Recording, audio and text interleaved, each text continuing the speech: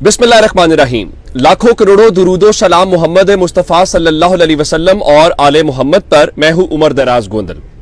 Election हो गए, election के नताइज भी आ गए और इलेक्शन के बाद इमरान खान ने पहला छक्का जो मारा है और बड़ा खड़ाक है जो गैर मुतवक्के तौर पे था।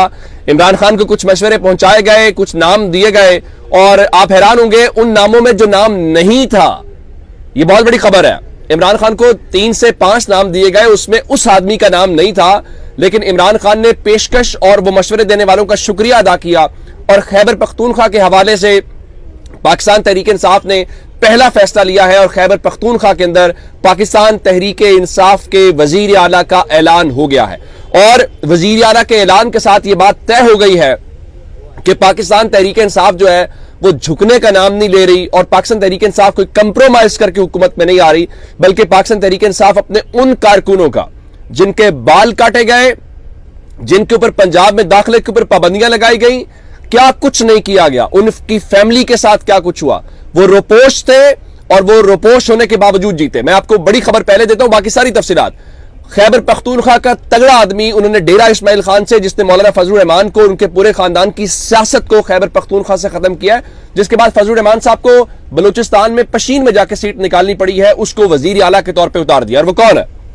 किसी तारुफ के मोहताज नहीं है, अली अमीन गंडापुर। उनको वजीर आला खैबर पख्तूनख्वा के तौर के ऊपर नामजद कर दिया गया है।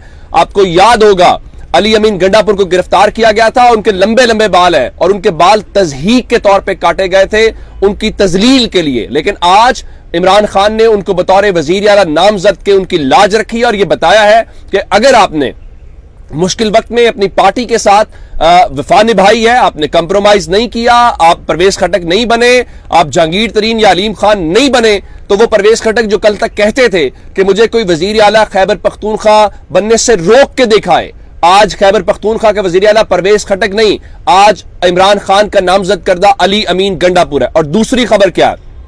दूसरी खबर उनके लिए है जो कहते थे कि इमरान खान की सियासत खत्म हो गई है, इमरान खान माइनस हो गया है, खत्म शुद, कांटा लग गया, क्रॉस लग गया, ये हो गया है। आज खैबर पख्तूनख्वा का फैसला अडयाला जेल से हुआ है। इसका मतलब यह है कि सियासतदानों की सियासत ना अदालती फैसले खत्म करते हैं, ना कोई और ताकतवर हल्का, हाँ जिस दिन अवाम खत्म करें उस दिन खत्म हो जाती है सियासत। अब इमरान खान ने वहां पे सहाफियों से गुफ्तगू भी की है, वो भी आपको बताता हूं, और कुछ राब्ते भी हुए हैं, वो उसकी खबर भी दूंगा।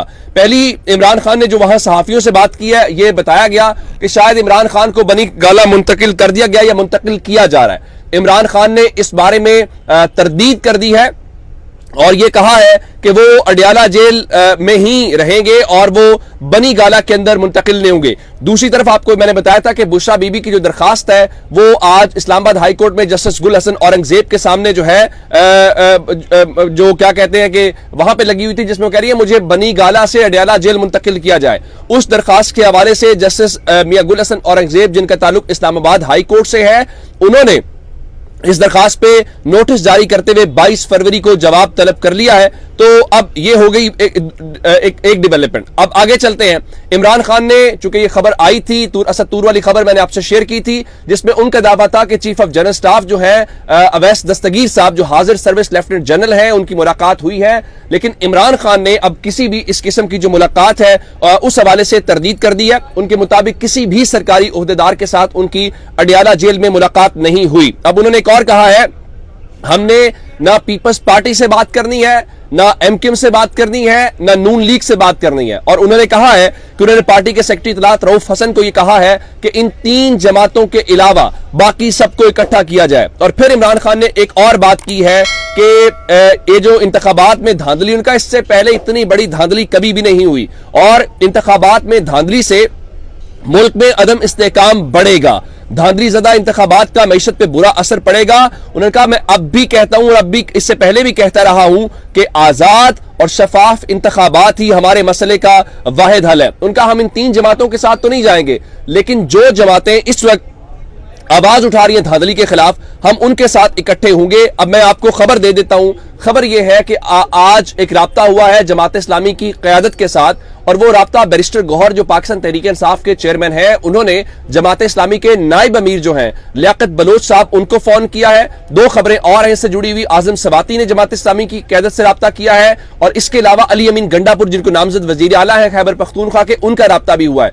तहरीक इंसाफ और जमात इस्लामी के दरमियान खैबर पख्तूनख्वा में चूंकि रिजर्व सीटें वहां पे लेनी है, इब्तदाई तौर पे चीजें उनकी आपस में काफी हद तक इत्तेफाक है कि हमने आगे चलना है, लेकिन चीजें डील डन नहीं हुई, फाइनल नहीं हुई। इब्तदाई राब्ते के बाद तवक्को यह की जा रही है कि अगले नाम के ऊपर चीजें चलेंगी। अच्छा, इस हवाले से इमरान खान ने एक और बात की है कि उन्होंने वजीर आला खैबर पख्तूनख्वा को तो नामजद कर दिया है, लेकिन उनके मुताबिक वजीर आजम के नाम के ऊपर अभी उन्होंने इत्तेफाक नहीं किया, और उनके मुताबिक क्या कहते हैं कि अब इसके ऊपर वो गौर करेंगे। उन्होंने कहा कि नवाज शरीफ ने जब प्रेस कॉन्फ्रेंस यानी लाहौर में जो उन्होंने विक्ट्री स्पीच रात को करनी थी, जब उनकी वो नहीं हुई थी, तो इमरान खान ने कहा मुझे यकीन हो गया था हम इलेक्शन जीत गए हैं, और उन्होंने कहा कि नवाज शरीफ और मरियम नवाज दोनों लाहौर से इलेक्शन हार गए हैं। फिर इमरान खान ने कहा कि छोटी मोटी धांधली होती थी पहले भी, लेकिन इतनी बड़ी धांधली नहीं हो रही, ये जिनको पाकिस्तान की अवाम के ऊपर मुसल्लत कर रहे हैं, पाकिस्तान के लोग जो है उनको नहीं मान रहे। फिर उन्होंने कहा हम सबसे पहले इंतखाबी नताइज को चैलेंज कर रहे हैं,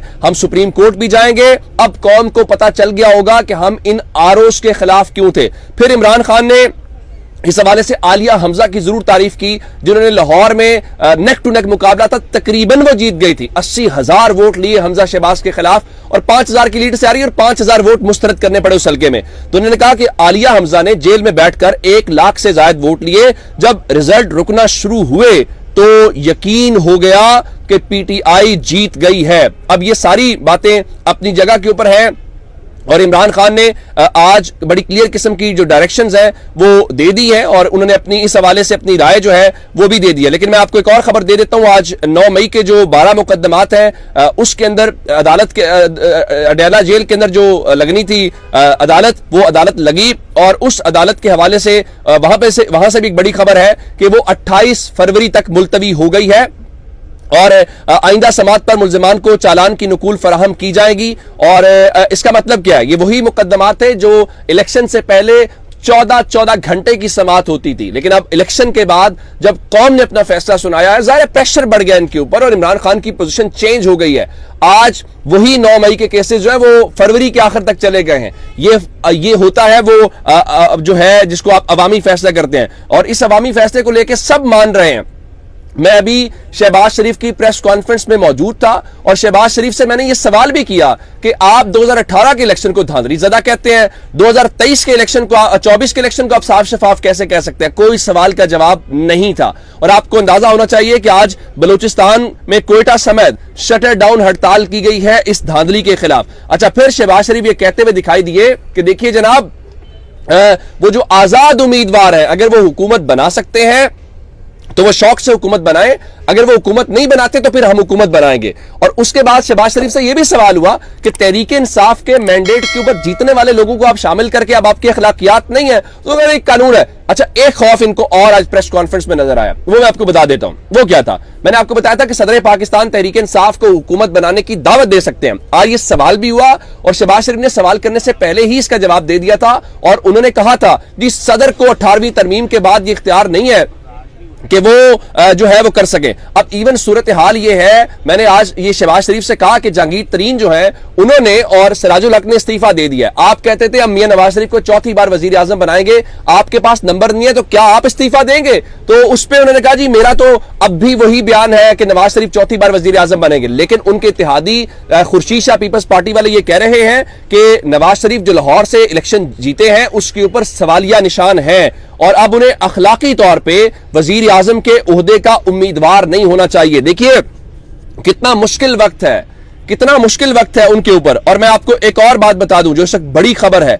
बड़ी खबर यह है कि पाकिस्तान तहरीक इंसाफ ने फॉर्म 45 की बुनियाद के ऊपर एक बड़ा दावा किया है। उनका जी हमने डाटा कंपाइल कर लिया है, हमारे पास जो आदादो शुमार हैं उन आदादो शुमार के मुताबिक मुस्लिम लीग नून पूरे मुल्क में सिर्फ 17 सीटें जीती हैं।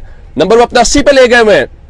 उनके मुताबिक जो फॉर्म 45 का उन्होंने डाटा कंपाइल किया है। और आज इसी तरह से हमने देखा कि जो सलमान अकरम राजा साहब है, उन्होंने इलेक्शन कमीशन में अपने तमाम 45 के फॉर्म जमा करा दिए। उससे भी अगली खबर सुनिए कि जो दीगर जमातें हैं, जिसमें जमात इस्लामिया में लब्बैक वाले ये कह रहे हैं कि भाई हम आपको अपने फॉर्म 45 देते हैं, तहरीक इंसाफ जीती हुई है। और उसके अंदर जो पहली खबर है वो हल्का NH 64 गुजरात से है, जहां पे कैसरा इलाही परवेज इलाही की जो अहलिया है उनके हवाले से बताया गया फॉर्म 45 के मुताबिक दोबारा गिनती शुरू हो गई है। यहां पे सालिक हुसैन को जितवाया गया था और यहां पे आप उम्मीद वहां पे खबर ये आ रही है कि जूं वहां पे गिनती की जा रही है तो फॉर्म 45 और उस दावे में जो जितवाया गया आपने, उसमें मुकम्मल तौर पे तजाद नजर आ रहा है। और इस किस्म की एक हरकत आज मुल्तान NA 48 के अंदर की गई है, जहां पे यूसुफ रजा गिलानी को 300 वोटों से जितवाया गया था। अब आप हैरान होंगे, एक उस वक्त फॉर्म 49 जारी किया था आरओ ने, आज नया फॉर्म 49 जारी कर दिया। अब पहले 293 पे बर्तरी पे जितवाया, अब उससे भी कम कर दिया, 141 पे ले आए हैं। अब उनसे पूछा गया कि भाई आपने पहले तो और तरह से जितवाया था, तो वो जो आरओ साहब है वो कहते हैं जी फॉर्म 47 में कुछ क्लैरिकल मिस्टेक्स हो गई थी, तो हमने उनको दुरुस्त किया है और दुरुस्त करने के हवाले से उसके बाद हमने नया फॉर्म 49 जो है वो जारी किया। अब ये वो सारी चीजें हैं जो इस वक्त सर तोड़ कोशिश करते हुए ये नजर आ रहे हैं। लेकिन मैं आपको खबर देना चाहता हूं, और खबर क्या है देखिए। मुस्लिम लीग नून भी मुसद्दिक मलिक साहब कह रहे थे जी हमारे सर्वेस बता रहे थे कि हम 85 से 100 के करीब नशिस्तें जीतेंगे। अब पाकिस्तान तहरीक इंसाफ ने एक जानिब ये मुतालबा किया, उनका जो बयान आया है कि अवामी मैंडेट का एहतराम किया जाए और अवामी मैंडेट का एहतराम करते हुए अब इमरान खान को फौरी तौर पर रिहा किया जाए। अब नून लीग हाथ खड़े करती दिखाई दे रही। आर की प्रेस कॉन्फ्रेंस भी यही थी कि जी हुकूमत बना सकते हो बना रहे। लेकिन मैं आपको खबर यह देना चाहता हूं कि पाकिस्तान तहरीक इंसाफ एक तो आज इस्लामाबाद और पेशावर जो मोटरवे है उस पर एहतजाज कर रही है, और तैमूर झगड़ा, कामरान बंगश, सब जो लोग हैं उन्होंने कहा था कि हम ये एहतजाज आज जारी करेंगे और मुतालिबात की मंजूरी तक ये एहतजाज जारी रखेंगे। नंबर 2 खबर सुन लीजिए, इस्लामाबाद की जानिब जो लॉन्ग मार्च है उसमें शेर अफजल मरवत जो है वो बार बार कह रहे हैं कि अगर हमारे मुतालिबात न माने गए तो हम जल्द इस्लामाबाद की तरफ मार्च करेंगे। हम पुरअमन शहरी हैं, हमारे हक के ऊपर डाका डालने की कोशिश की जा रही है। मेरे ख्याल से इस मुल्क के बड़ों को मुदाखलत करनी चाहिए, हमें एक नए बहरान में मत धकेलें। इस खुदा के वास्ते इस बहरान से इस पाकिस्तान को एक बार निकालें। अपना बहुत सारा ख्याल रखिएगा। खुदा हाफिज।